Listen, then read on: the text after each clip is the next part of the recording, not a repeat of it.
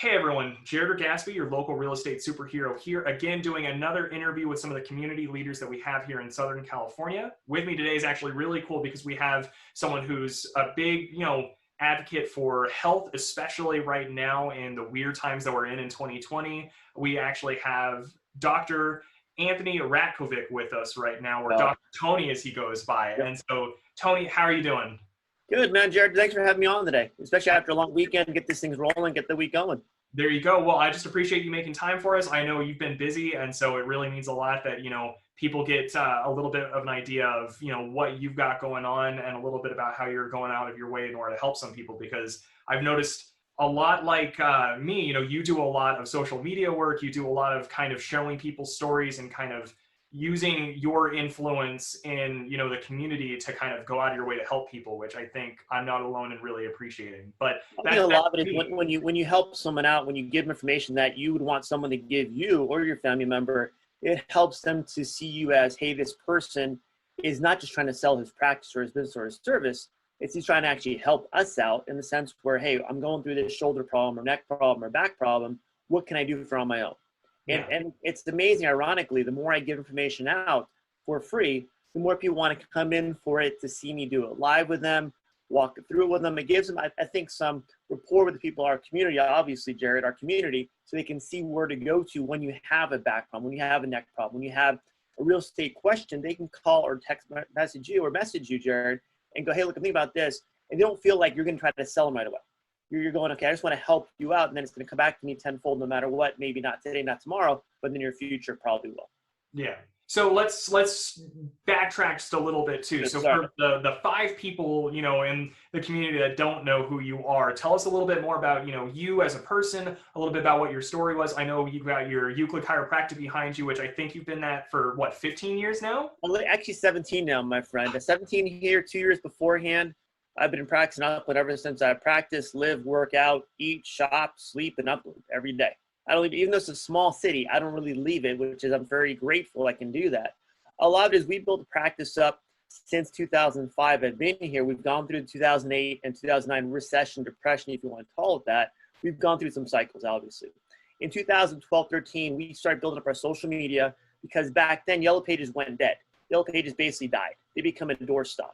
So how do we now go to the next step of marketing and also educating the community through our social media, through workshops I do before pre-COVID, twice a month, sometimes even more than that too.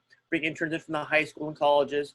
Also teach at the local high school too of how to get people healthy, talk about healthcare, what it means to care in healthcare.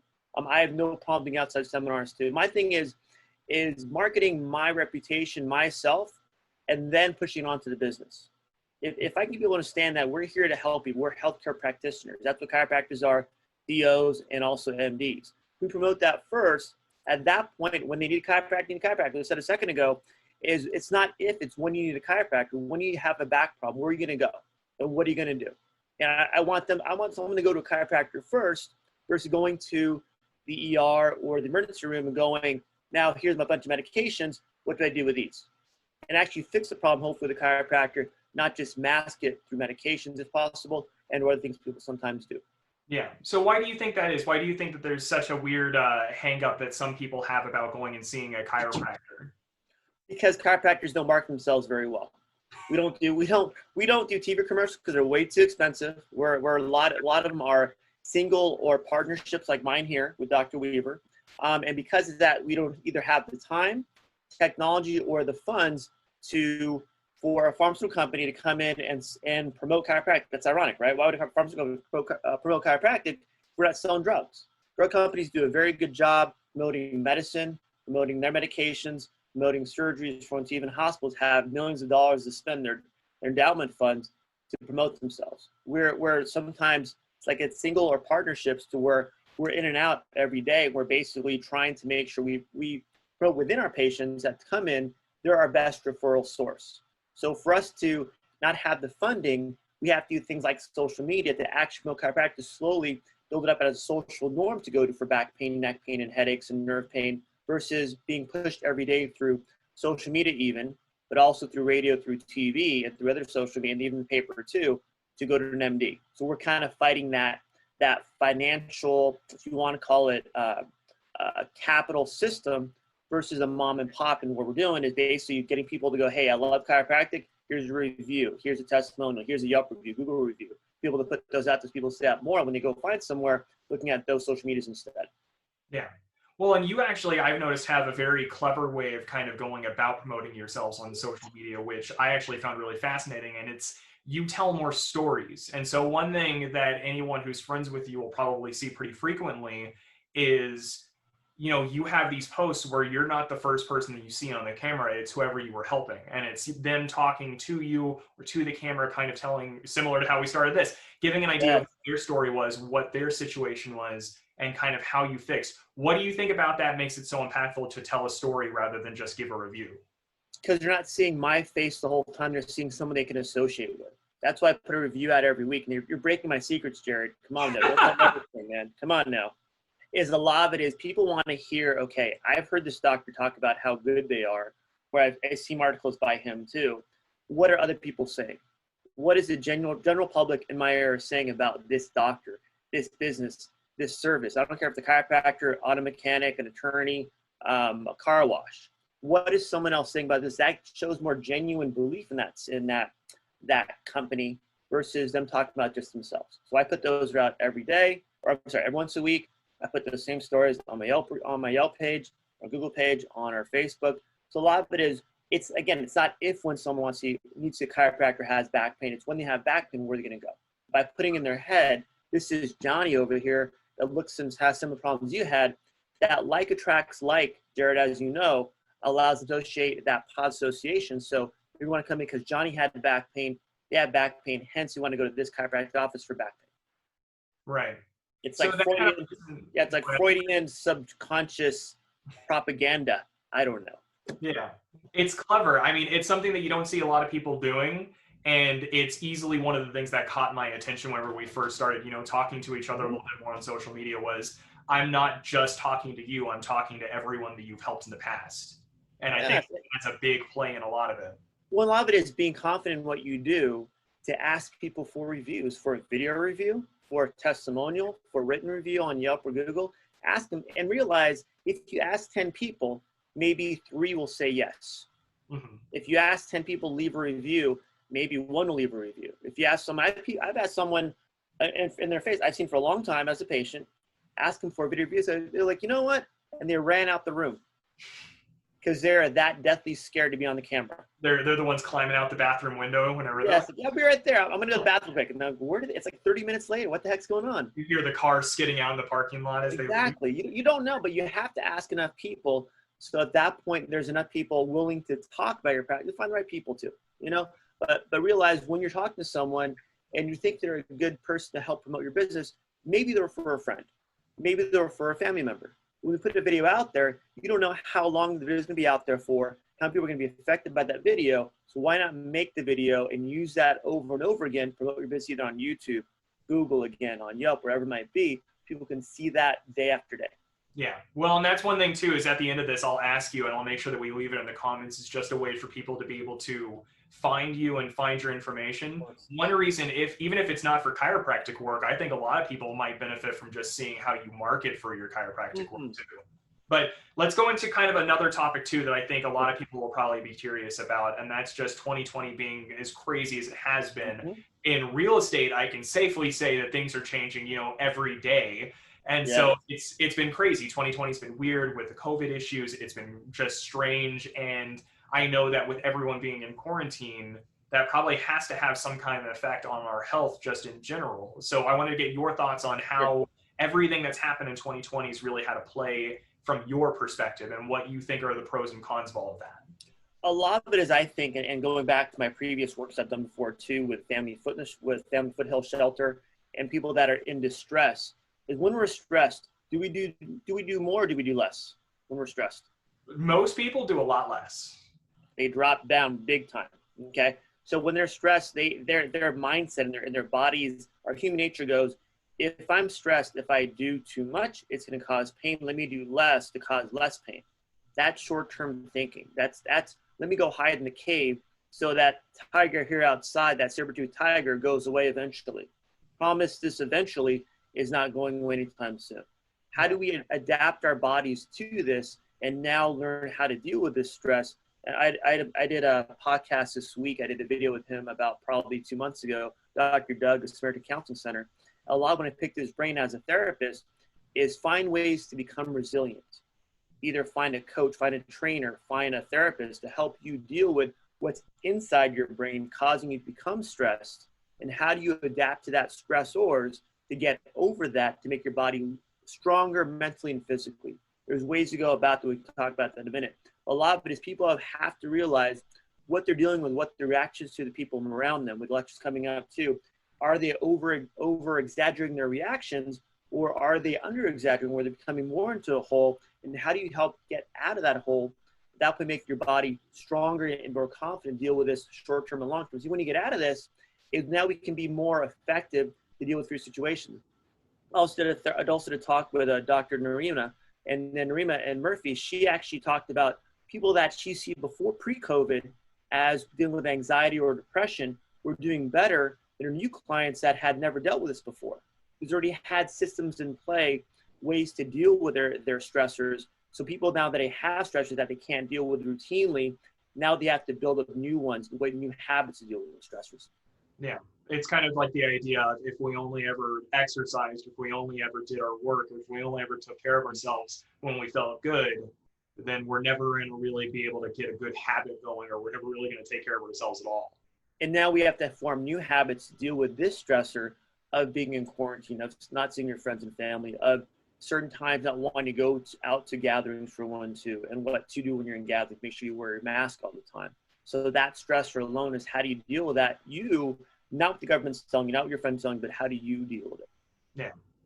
So with everyone being kind of inside, and, I've personally had to renovate my guest bedroom into just a home office. I don't have futon behind me now, that it's completely couch oriented now. Yes. And, a desk's been moved in here, all of that. So there's a lot of people who are working from home more frequently. There are some people who are going out to the office, but I know that you've had to have seen a lot of these like office health trends, things like sitting on a yoga ball instead of in a chair, or things like having, I saw one friend who had a standing desk instead of, just a chair pulled up to a shorter one. What, in your opinion, are some of the best things that you've seen people use in order to stay healthier in the office, and also some of the weirder or worse things that you see people do that may be a mistake?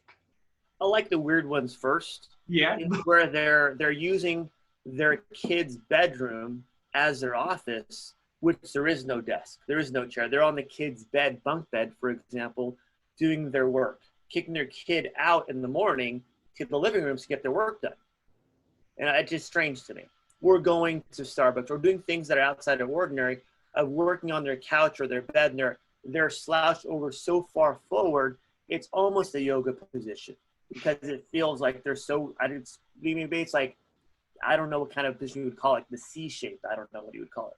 A lot of it is, I think, is as people learn that this is okay, this is, as we talked about pre-COVID, this may last 15 days. This may last till June 1st, then July 2nd. Now we're thinking, we're not even asking when it's going to last. We're adapting to it. How, like you have to converted your guest room to an office. How do you now get things like a stand-up desk, like a yoga ball, like proper sitting, like proper lighting? So at that point, you don't hug your eyes out every day. Your eyes don't burn out. Your shoulders don't tighten up. You don't get headaches every day. And your body doesn't feel like it's like, by the end of the day. And if we're working from home, if that's your purpose, at that point, how do we make it short-term and long-term so that room can convert it into maybe something over the weekend? We go outside more. Can we get stronger Wi-Fi signals so now we can go instead of inside our house, maybe out to the patio instead, and change your environment around. So at that point, you're not at one place, one location at a time, so that doesn't stress you out. Taking breaks for one too. People are learning to. I can't be on my computer for 8 hours a day and not expect to be beat up. I have to take a break every hour, look away, go outside, get some sun, whatever it is too. I remember when COVID first hit, my assistant came over and goes, "You are so white." I'm like, "Thanks, appreciate it. I'm going outside today." So a lot of it is, can we do things that are, again, that break our norm and make us feel uncomfortable, and ask even people like you, Jared, too, with questions. How do I convert my room into an office? How do I do this? What should I get? Where should I shop? I was talking to a patient last week. They went to San Diego because San Diego had the desk they wanted for their house. They went there because they were out. They were sold out in Upland area where IKEA I think is in Covina. At that point, they drove far enough because they wanted that desk. They thought that was their better desk. To spend the time and energy and even the quality of materials or furniture, so you're happy with your situation, because realize we may do this long term. Some people, yes, are going to office. Yes, some people are doing that, but that's a minority versus people are learning that my home office may be my permanent office. If I keep myself healthy here at home, at that point, my overall body's healthy, my family's healthy, the people around me, I can enjoy my time when I'm not working, going for a walk, enjoy my neighborhood, not laying on the couch because now I have a big headache because I looked at my computer all day long. Yeah. That's my long-winded answer. There you go. I love it. So Tony, your big thing is I can't work from my bed anymore. I can't like just can't work from your bed with a bunk bed where you don't fit in the bunk bed, where there's no lighting. You're using your phone as a lighting. That's not good. My kids out into the. I don't have exactly. kids. You pushing everyone out into the living room. Pick them up and then take them over there and go, boom, couch for you.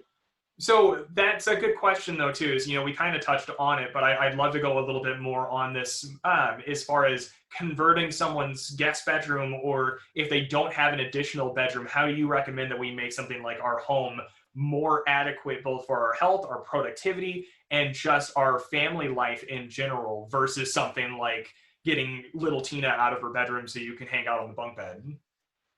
Have you ever lived in a college dorm room? No. A lot of it is they try to squeeze in furniture on furniture and expect people to be able to work and study in there. That's almost impossible.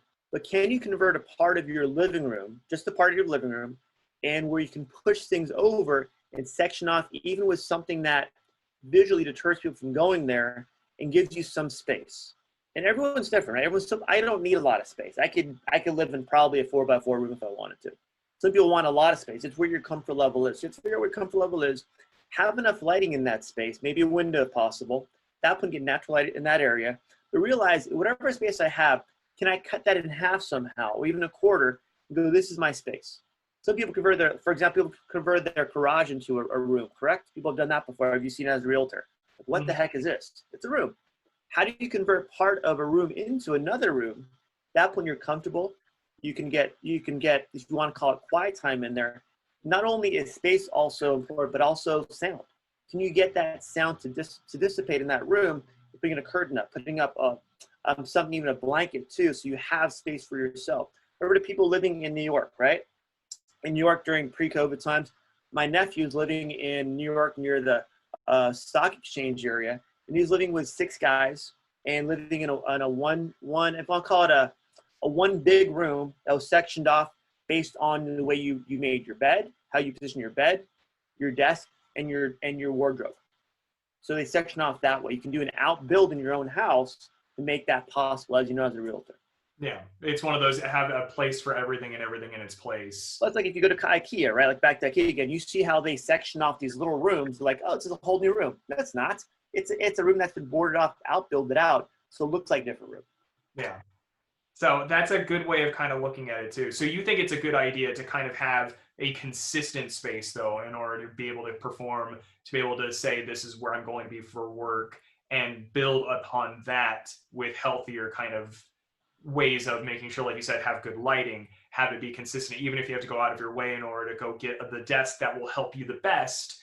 If you're going to be using it consistently for the next, we'll find out when. Yeah. But if you're going to be using it consistently. But a lot of this, Jared, you're getting to is when we go somewhere, when you make our place in our house, for example, to wherever it can be, then what happens with our mind switches, right? We go to work mode versus being at home mode or relax mode. And that's how I look at it, as I can't work out at home.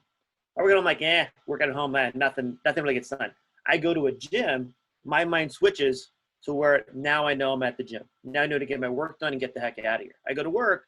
I'm doing my Zoom, our interview right now for my office, because I can do better here than I can work or doing this from Zoom from home. I have the same Wi-Fi, same computer, same lighting. It's my mindset's different. So having that sectioned area off in your house or bedroom, wherever it is for that period of time, you're in work mode, get the work done, get in and out.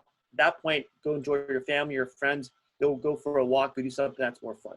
Yeah, it's fun too, because anytime I end up going and having a reason, because like you said, sometimes you just need to get up and walk outside or something, or Yep. just get out. I basically have my guest room or my office now blocked off from the rest of the house.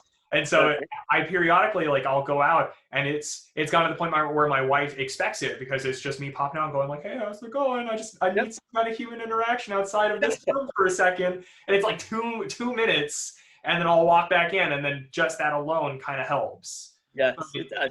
This kind of does lead into a really cool question though too, because you're a chiropractor, so you're, very physical oriented, the human body in general and how all of that plays out. But I think one thing that a lot of people, especially younger people, and I'm in the process of getting to that point where my body's kind of catching up to me and I feel it. How old uh, are you, Jared? Out of curiosity. I'm 25. Okay, you're So like you lived 1/4 of your life so far, but exactly. about 30, as like you said, as you're getting older, how does your body? What's going on with your body overall? Yeah. Well, my question for you is, because, we're talking about the idea of having this place where mentally you have that switch where you're Hmm. capable of being able to perform better. You get in your performance state. You're able to kind of practice a little bit stronger. You're able to go out and you're able to experience life with family more because you're not blending the two together. You Yes. work in a very physical type of, orientation with a very physical demographic, but it clearly plays a strong role in your mindset too. How Mhm. much do you think just being physically healthy, taking a bigger role in your physical health, impacts your ability to have a stronger mindset, to perform better, all of that in general? And you realize it's not just the physicality, the appearance, or what you feel. It's also how your body's affected with your hormones, your body's chemistry, and neurological systems too. When you're stronger, when you feel like you've exercised enough, your body's getting to where now you can lift more things, lift your own body up off the couch. Okay. At that point, that strength you're building is producing more stress hormones. I'm sorry, producing more testosterone. If you're a guy, more growth hormone, and both men and women, along with serotonin also and endorphins. So when you get stronger, when you feel you have more endurance, when you feel you have more energy, when you've done the work to get there, when I say it's work, it's not easy. You get the work to get there. At that point, your body has the ability to handle more stress. When you're not moving, when you feel tired, weak, or in pain, your body will naturally produce stress hormones called catecholamines and cortisol. There's no test after this, so don't write those things down. There's no test. But at that point, those things, those stress hormones, your body, when it has that long enough, at that point, that causes secondary problems with sleeping, problems with depression, problems with anxiety, problems with more body pain, sensitive to people and things around you. So when you're in a stress state from the stress hormones, your body will adjust to now tolerate stressors around you could before at a lesser amount. So now your body's affected by those things. By having a stronger body, reversing that again, producing more testosterone, growth hormone, serotonin, and endorphins, and your body can actually tolerate those stressors better, can do more things physically, and have better endurance throughout the day. And when you have better endurance, what happens to your mind? You become more confident, become more self-esteem. You want to do more to feed those good hormones, those relaxing hormones, I want to call them those, versus the stress hormones overall. Realize if you're in a stress state already, it may take you 3-4 weeks minimum to get out of that, but you have to do the work, and you can be uncomfortable, sometimes sore, sometimes just tired. That's why boot camp sometimes lasts 30, 60, 90 days. Get your body to adjust your body's chemistry, hormones, and neurologically to better healthier, relaxed states. Yeah. Well, I mean, it's like I said, I'm still, early on in my process on a Mm-hmm. lot of my health stuff, but it's still different even at 25 than it was whenever I was a teenager, and I could Uh-huh. eat, Taco Bell every single night and wake up Yeah. at 2 in the morning to keep working and then go to bed at midnight. Now, if I eat, if I'm not eating healthier foods, it just saps all of my energy. Uh, And so even just stuff like that has, I've noticed, a bigger impact on me and my productivity, just a lot in general. And so it's really good to kind of hear it from someone who's an expert in this kind of field on how, the way that you build these habits, the way that your physicality can impact things like your sleep or your anxiety, or even just your physical ability to perform, on longer periods of time because of things like exhaustion or exertion. It's good to hear it from someone that actually is trained in that kind of category instead of just me being me going like, oh, so I feel well, tired. and a lot of it is too, Jared. It's the training you do when you're in school, yes. The training afterwards is more important. But what do you read? And as you know too, what do you read? How do you continue to learn as we get older? I'm 46 years old, so I should know a lot more than I probably than I do already. is how to continue to learn what's good for our body, what's good for our health, what's good for my health. And from there, makes my job with patients easier. I know how to stretch. I do it myself. It seems it can work for you. I know what to eat right because I do it myself. It was work for you. I know what supplements to take. At that point, this may help you. Let's see, it's going to help you too. But I've done the, if you want to call it self-experimentation on myself, along with knowledge behind that. So I'm not guessing, and I have a license that is liable. So if I tell someone advice, if it hurts them, then I'm liable to be sued if they want to, which I don't recommend because I'll find where you live. That'd be bad for you. Well, you know me, so I can find where they live. It's fine. Oh, exactly. Well, a lot of it is, can we help people maybe 18, maybe 25, maybe 35, maybe 70? Okay, where are you? What's your baseline on your nutrition, on your exercise, and your mental health? And how do you bridge that step just a little bit, one step forward to get you to adjust, see the benefit, then you're confident that it's helping you, then you move forward on your own. Yeah. So my job with Jared, someone like yourself, like, man, I don't feel very good. I don't feel painful, but I still feel like, lethargic every day. Okay, hey, what's your diet? Write down your diet for a week. Let's walk through it. And I'm going to cross this off. If we can make you feel uncomfortable by eating better foods over a period of 3 to 4 weeks, uncomfortable, then your taste buds change, then your health changes, and you see the benefits, you're going to stick to better foods. Love it. Love it. Good advice too. And I think it's advice that a lot of people, I can't argue with, but again, it's better to hear it from you than me. You can debate me all you want, though. You can debate all you want, though, Jared. Yeah, exactly. So let's make a shift. Let's go back to story time because you're good at, showing stories, having people tell their stories. And you clearly have had that, like I said, on your Facebook. You see a bunch of different people who share their experiences, their stories with you. But you also mentioned that out of every 10, you get maybe 3. And so without going into detail, obviously don't tell us everything about who these individuals are or what their situation was specifically, but what's the best kind of recovery story that you've seen for someone that you've helped in the past? My thing, because not that chiropractors are anti-medication, that's our biggest, you want to call it, challenge, is getting people off medications, getting them to stay healthy naturally, learn better habits, and get a routine so that their health gets better on their own naturally. Is I had a patient come in, and I don't want to share her name, but she was on medications and pain management for 10 years. She had back surgery, which we thought was debilitating. She was supposed to be bedridden, but she wasn't. But the pain medication she was on was not helping her back.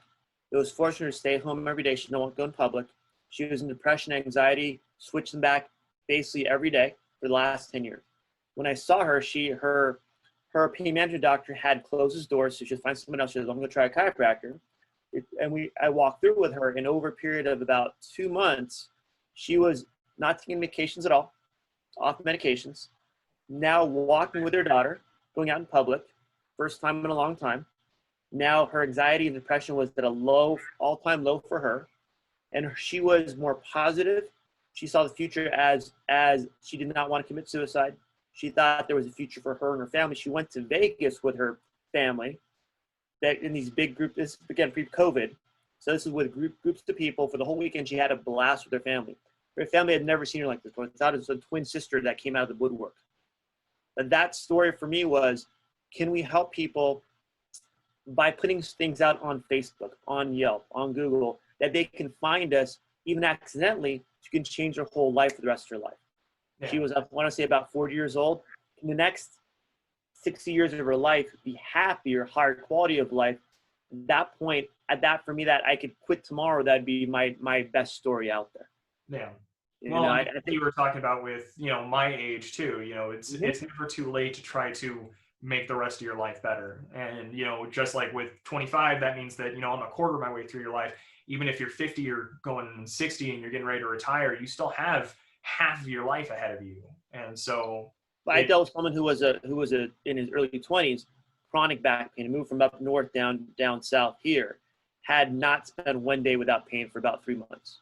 Had no, doctors said, we don't have to deal with you. Here's some more medication, kept throwing more meds at him, maybe surgery in the future.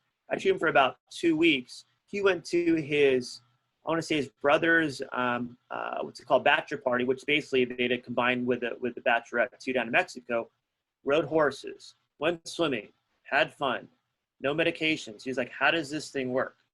So it's those people that have no idea. I'm trying to help out with getting people to understand when you put reviews out there, you put stories out there, videos out there, someone will find them when they're ready to find them. You have to put it out there when they're looking. which is you have no idea.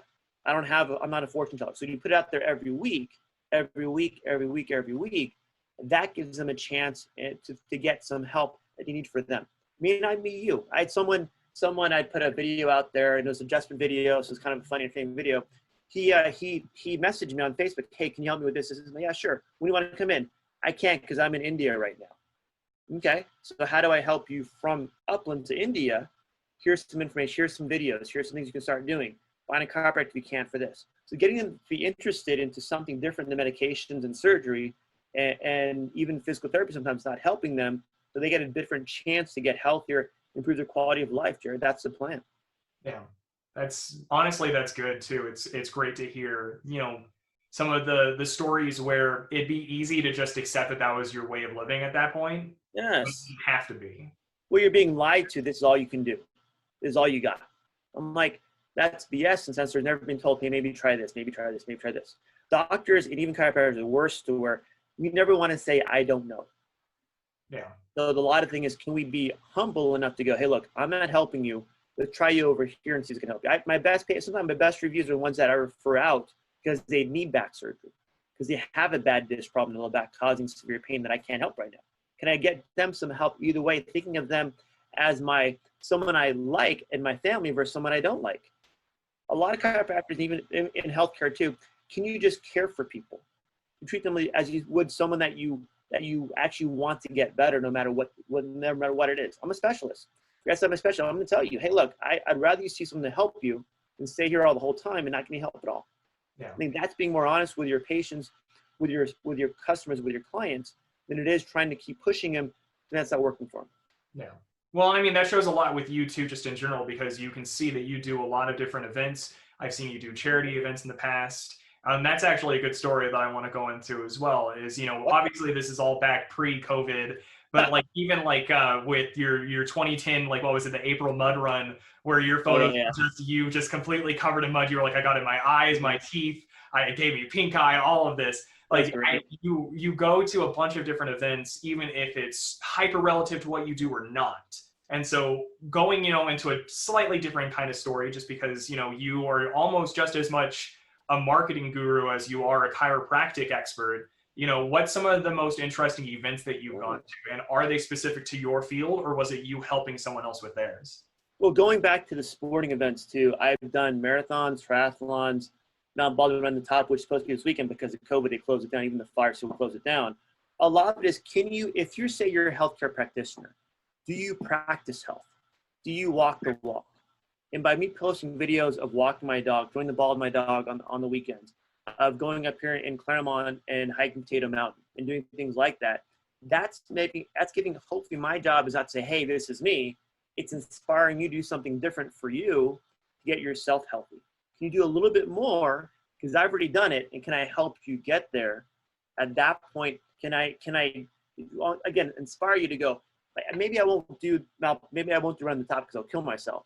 But can I do something in between to where, well, if that guy does it, what else can I do? What's the next thing I can do in my health long journey to feel uncomfortable, maybe sore, maybe painful sometimes, to get myself healthy in a healthier state? So I'm not going to tell someone to do something I'm not going to do myself.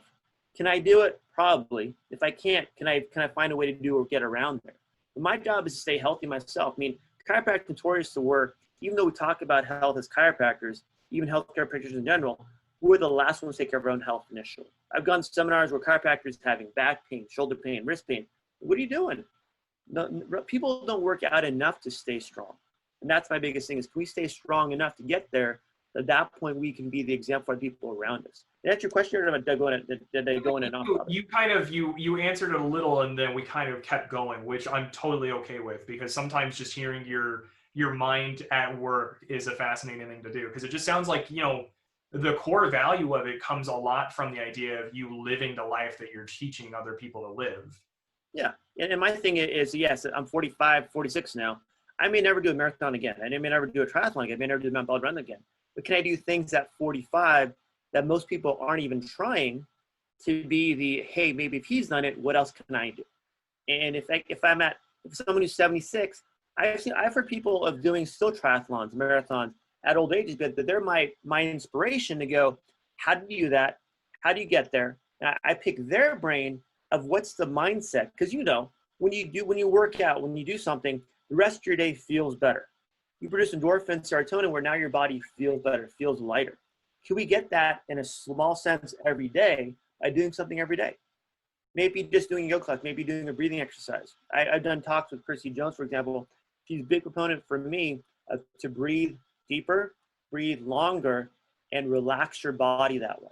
So finding ways, in my sense, is doing something physical. Finding ways for you to inspire you to learn how to de-stress your body every day, tolerate today's stressors, then from there, tolerate tomorrow's also at the same time. Do you have anything that you would recommend, like for anyone that's watching this who's never really thought to take care of their health in any way?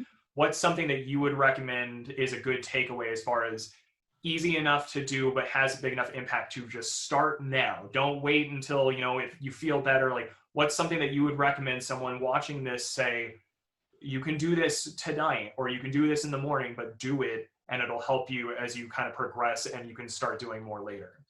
Good. Walk 20 minutes today. Just walk. Put your tennis shoes on. Maybe put a mask on if you want to, because the air quality today is a little smoke, a little ashy. Go for a 20-minute walk. And when you wake up tomorrow, you're going to be a little sore, a little tight. That's your motivation where, dang, I got to start doing this even more. And maybe tomorrow, if you're not too sore, maybe you walk 30 minutes. And then try to walk, what I tell people initially is do it every other day. If that feels uncomfortable, great. Then add a fourth day, then add a fifth day, sixth day. When you think about it, can we start thinking a month, 3 months out about our health, not tomorrow? Because tomorrow's going to suck. Tomorrow's not going to feel good. We have, again, Dr. Doug was talking to me, we have to, if we're going to grow, we're going to be uncomfortable. We have to grow through the uncomfortableness, through the suck, to realize that's how we're going to get better. And when we get better physically, their overall body physically gets better, our mind gets better too. Yeah. Our mental health is directly correlated to our physical health. The more we move, the more we increase our heart rate, the more it produces adrenaline, endorphins, keep our mind relaxed. So then our mind doesn't cause your body to stress, become stressed physically. There's a direct correlation with that. I want to call it common sense, but there's a direct correlation in how that body works. We have to be uncomfortable with a 20-minute walk. That's not uncomfortable enough, go for a 30-minute walk. You want to feel tight and maybe a little sore the next day. But the next day, I'm put my shoes on, do it again. I may stretch this time because my hamstring's a little tight from an injury 10 years ago, but maybe I should stretch more because I need to get my body looser and stronger. Once you get strong enough and you've done that again for 3 to 4 weeks, and again, chemically knocked you about 3 months total, that becomes your normal. If you miss a walk, you're like, dang it, missed today. You'll find a way to fit it in. But spend that 20 minutes a day, not on a computer, not on the phone, not on the TV, sitting on your couch. I don't know if you're watching couch right now, I know you're watching it. At that point, make sure you get out and just go, put shoes on and go. At that point, and enjoy that over time, realize if I do this enough, I'm gonna enjoy it. I'm gonna do more and more and more. That's why I do these things that inspire people to get there, hopefully. Yeah. I mean, you're nothing if not showing people that it's capable, which I think it's capable in discomfort, in stress, in not stress, but we're going to be uncomfortable because it's going to help you grow. Love it. I love that a lot, actually. So as we start winding all of this down, you've talked to us about how you've grown your company, how you kind of use people's stories to share what they went through instead of just kind of telling people what to do. You use your own stories in order to kind of show people what you could do. What is your big thing that you want people to take away as we start winding this interview down?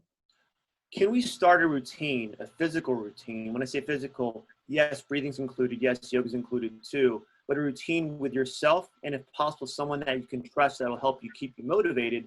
When I say motivated, not motivated to go grab a donut, not motivated to sit on the couch and do nothing. Motivated where they've either done before or in the same game as you. If I don't do this, if I don't start my routine today, tomorrow, at that point, my health is going to suffer and suffer, physically, mentally, diabetes, everything. Okay. Can we start pushing ourselves more, realizing this is COVID? Yes, it's COVID times. This is a pandemic. We have no idea when it's going to end.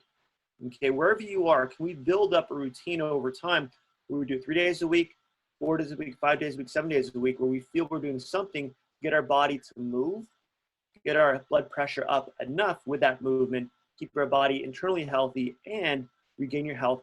If you don't feel healthy, we're going to feel uncomfortable. I want you to feel uncomfortable, people, because I want you to change the healthy states. Don't have to see us. I see too many people as it is. I'm busy as it is, Jared.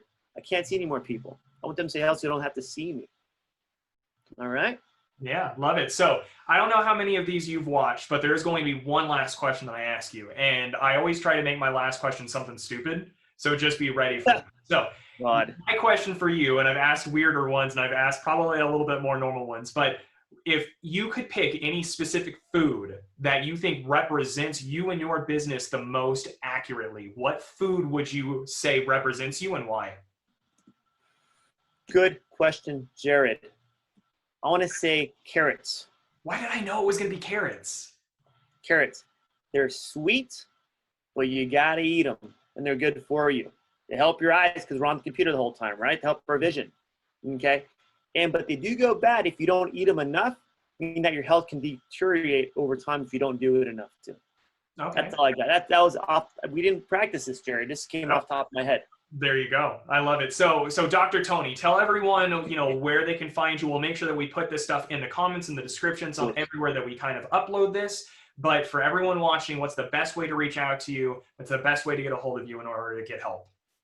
If you're in Upland or around Upland, about a 10-mile radius, their normal range of seeing patients. If you don't know where Upland is, then don't come to my office because you're too far away. Our office it's a Euclid Chiropractic. You see in the background. I think it's spelled EUCLID, chiropractic. We're in Upland. Go to our Facebook page, our Yelp, our Google, our YouTube especially. YouTube has all our videos. We have a playlist of posture exercises, of testimonials, of interviews like these, our workshop, our podcast too. Everything to learn how to get healthy.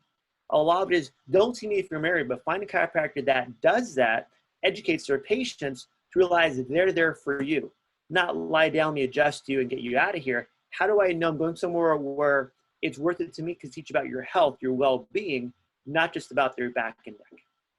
Love it. All right, everyone. Thank you guys so much for watching. Like I said, I will make sure that Dr. Tony's information is left everywhere that we can. So that way you guys have the ability to kind of, even if you're not close enough to go see him in person, like he mentioned, he's got his YouTube channel set up. He's got different reviews set up. You have the ability to still take a lot away from this, whether it be from how to grow your business, from how to take care of yourself, from mind, body, and more. And so, Dr. Tony, thank you so much for taking the time to talk to us. And thank you for putting these interviews out. I like that you're doing this because you're helping people understand by you doing this, you're building your brand as a community support, not just a realtor. And I think people see that a lot of it is you're building up your reputation as a person, and then your realtor second. At that point, I think that's part because you're giving people avenues to seek information out from reputable sources. So thank you for having me on your show. Absolutely. Everyone, thank you guys so much for watching. We will talk to you later, and we will see you tomorrow. Thanks so much. Bye. Thank you, Jared.